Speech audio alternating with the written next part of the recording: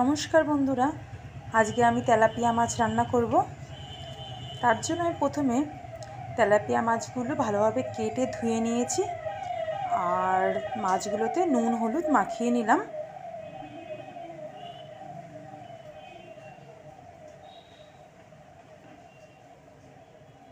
এবার কড়াইতে আমি তেল গরম করতে দিয়েছি। এবার একে একে মাছগুলো সব ভেজে আমি তুলে নেব।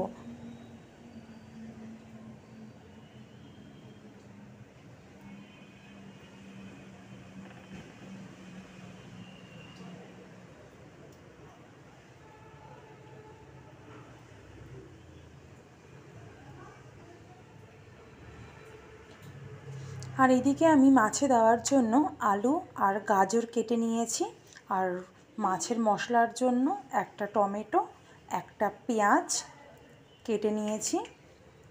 আর এর মধ্যে দিলাম অল্প একটু ধনে, আর দিলাম হচ্ছে কালো সর্ষে, আর দুটো কাঁচা লঙ্কা। এটাকে আমি পেস্ট করে নেব। আর এইদিকে মাছ ভাজার তেলের মধ্যে আমি একটু জিরে ফোড়ন দিয়ে সবজিগুলো সব দিয়ে দিলাম হালকা ভাজা হয়ে গেলে।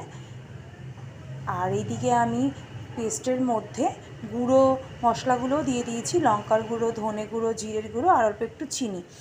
আর ওইদিকে যে সবজিগুলো দিয়েছি আমি, তার মধ্যে সামান্য একটু নুন আর হলুদ দিয়ে ভালোভাবে একটু নাড়িয়ে নেব।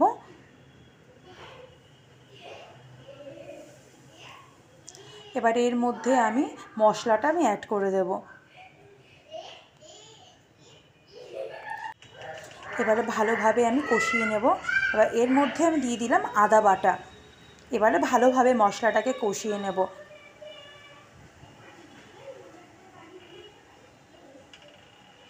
আমার মশলা ভালোভাবে কষানো হয়ে গেছে। এবার এর মধ্যে আমি পরিমাণ মতো জল দিয়ে দেব। দেখো ঝোল ফুটে গেছে। এবারে আমি এর মধ্যে মাছগুলো দিয়ে দিলাম। মাছ আমার দেওয়া হয়ে গেছে।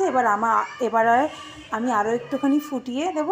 ওর উপর দিয়ে আমি একটু কসৌরি মেথি ছড়িয়ে দেব, দিয়ে একটুখানি ফুটিয়ে নেব। ব্যাস, আমার আজকে তেলাপিয়া মাছের ঝোল হয়ে গেছে। তোমাদের এই ভিডিওটা কেমন লাগলো জানিও কমেন্ট করে। যদি ভালো লাগে তাহলে পাশে থেকো, আর এরকমভাবে বাড়িতে রান্না করো। কেমন কি লাগলো আমাকে কমেন্ট করে জানিও।